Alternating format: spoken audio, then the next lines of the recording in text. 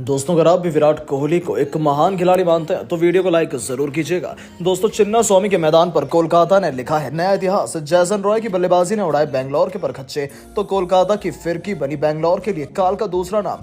तो आखिर कैसे अपने ही गढ़ में घुटने टेकते हुए नजर आई कोहली की पलटन? क्या कुछ हुआ इस महामुकाबले में जिसकी अंतिम गेंद तक कह पाना नामुमकिन था कि कौन मारेगा बाजी? रोंगटे खड़े कर देने वाले इस मैच की पूरी हाईलाइट हम आपको दिखाएंगे, लेकिन उससे पहले आपको क्या लगता है कि जैसन रॉय और विराट कोहली में सबसे खतरनाक बल्लेबाज कौन है? नीचे कमेंट करके जरूर बताइएगा।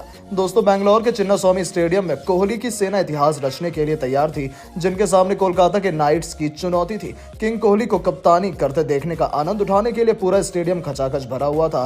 दर्शकों का जोश और रोमांच अपने चरम पर था और लोगों की उम्मीदों पर खरे उतरते हुए विराट कोहली टॉस के लिए आए और सिक्का भी उन्हीं के पक्ष में गिरा। उन्होंने मेहमानों की मेहमान नवाजी करने के लिए पहले बल्लेबाजी करने का न्योता दिया। हालांकि शुरुआत से तो कोहली का फैसला उन पर भारी पड़ता हुआ नजर आया। जी हां, कोलकाता के लिए जैसन रॉय के साथ नारायण जगदीशन की जोड़ी रनों की ताबड़तोड़ बरसात करने के इरादे से मैदान में उतरी थी और पहले ही ओवर में रॉय ने अपना आक्रामक अंदाज दिखाना शुरू कर दिया। उनके साथ मिलकर जगदीशन ने भी सीधा चौके छक्कों की बरसात करते हुए अपनी टीम को एक तूफानी शुरुआत दिलाई थी। पावर प्ले के अंतिम ओवर में गेंदबाजी करने आए शहबाज अहमद के परखच्चे उड़ाते हुए जैसन रॉय ने एक नहीं दो नहीं बल्कि लगातार 4 ऐसे भयंकर छक्के जड़े जिन्हें देखने वालों की रूह तक कांप उठी। इस ओवर में उन्होंने ऐसी तबाही मचाई थी कि विराट कोहली बड़ी मुश्किल से अपने आंसू छुपाते हुए नजर आए। जी हां, बेंगलोर के करोड़ों फैंस में तो मातम का माहौल था। 6 ओवरों के पावर प्ले में कोलकाता ने खौफनाक बल्लेबाजी के दम पर 66 रन बना लिए थे। ऐसी शुरुआत देखकर तो बेंगलोर को अभी से अपनी हार नजर आने लगी थी।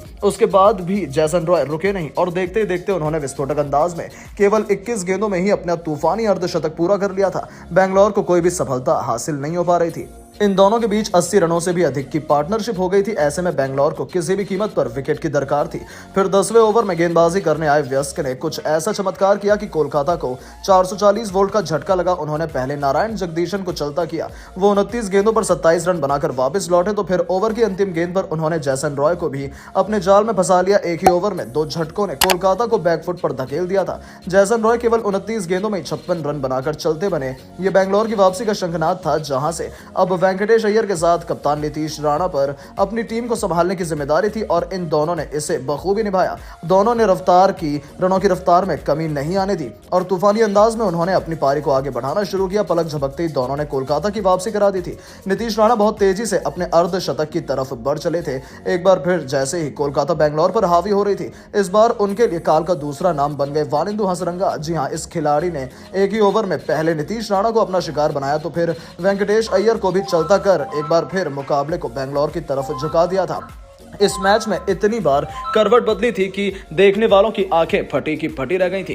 हालांकि नीतीश राणा केवल 21 गेंदों में ही तूफानी 48 रन बनाकर अपनी टीम को मजबूत स्थिति में पहुंचा चुके थे, तो वहीं अंत में उतरे रिंकू सिंह केवल 10 गेंदों पर 18 रन और डेविड विजा ने 3 गेंदों पर 2 तूफानी छक्कों की बदौलत 12 रन जोड़कर अपनी टीम को 20 ओवरों में 200 रनों के विशालकाय स्कोर तक पहुंचा दिया था। बेंगलोर के लिए वानिंदु हसरंगा और व्यस्क को 2-2 सफलता हासिल हुई। वहीं मोहम्मद सिराज को भी 1 विकेट मिला। दोस्तों, कोलकाता अपनी जीत की इबादत लिखने के लिए तैयार थी तो उनके इरादे पर पानी फेरने के लिए बेंगलोर के 2 सबसे खतरनाक बल्लेबाज कोहली के साथ डुप्लेसी की जोड़ी मैदान में उतरी और आते ही उन्होंने सीधा तबाही का रास्ता चुना। जहां डुप्लेसी ने एक के बाद एक 2 तूफानी छक्के जड़कर कोलकाता के पसीने छुड़ा दिए तो किंग कोहली ने भी चौकों की बारिश कर तूफानी शुरुआत की थी, लेकिन तभी जल्दबाजी में डुप्लेसी सुयश शर्मा की गेंद पर बाउंड्री पर कैच आउट हो गए और केवल 7 गेंदों पर 17 रन बनाकर वापस लौटे। यह बेंगलोर के फैंस की उम्मीदों को करारा झटका था। तो वहीं उनके आउट होने के बाद बल्लेबाजी करने आए शहबाज अहमद भी केवल 2 रन बनाकर चलते बने। उन्हें भी सुयश शर्मा ने चलता किया। 2 बड़े विकेटों के बाद बेंगलोर की पारी मुश्किल में नजर आ रही थी। वहीं कोलकाता तो जश्न मना रही थी।